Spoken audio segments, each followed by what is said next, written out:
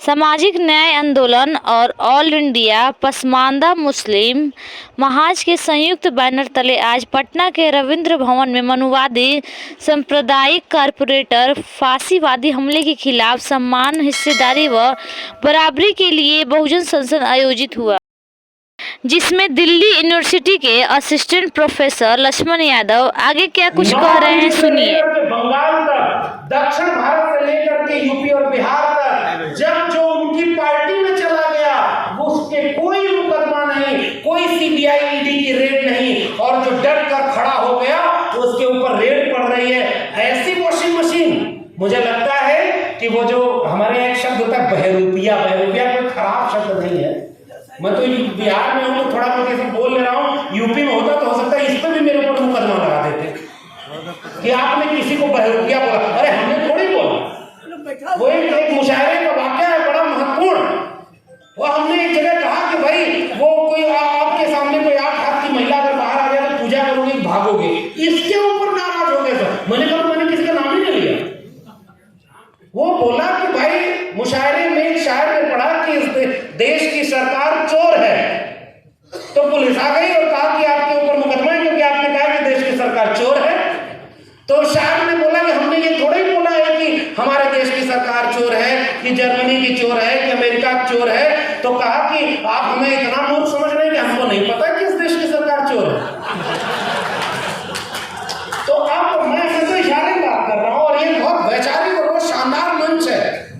मैं सबसे पहले और सबसे महत्वपूर्ण बात कर रहा हूं, एक बहुत बड़ा धोखा इस देश में किया जा रहा है जो धर्म की आड़ में हमारी हक हुकूक और हिस्सेदारी को छीनने का धोखा है। और इसलिए मैं पिछली बार भी आया था जब IMF हॉल में था, हमें अभी और मजबूती से आगे बढ़ना होगा। और उन जातियों से मेरा एक ही सवाल है, आपका वोट तो ले लिया, जंगल की लकड़ियों को कुल्हाड़ी ने यह समझाया कि तुम हमारा साथ दो क्योंकि मेरी कुल्हाड़ी में लगी मूठ तुम्हारी लकड़ी की ही तो है। और उस जंगल की लकड़ियों ने कुल्हाड़ी का साथ दिया और जब तक वो समझते तब तक जंगल की सारी लकड़ियां काटी जा चुकी थी।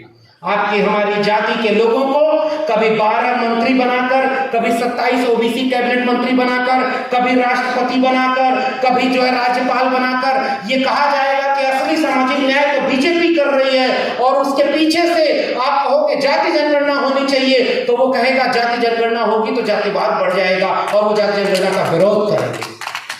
और जैसे ही आप कहेंगे कि आरक्षण होना चाहिए, आपके आरक्षण को खत्म करने के लिए सारे सरकारी संस्थानों को निजी हाथों में बेच देंगे और EWS आरक्षण लागू कर देंगे और आप कहेंगे कि सामाजिक न्याय तो बीजेपी कर रही है।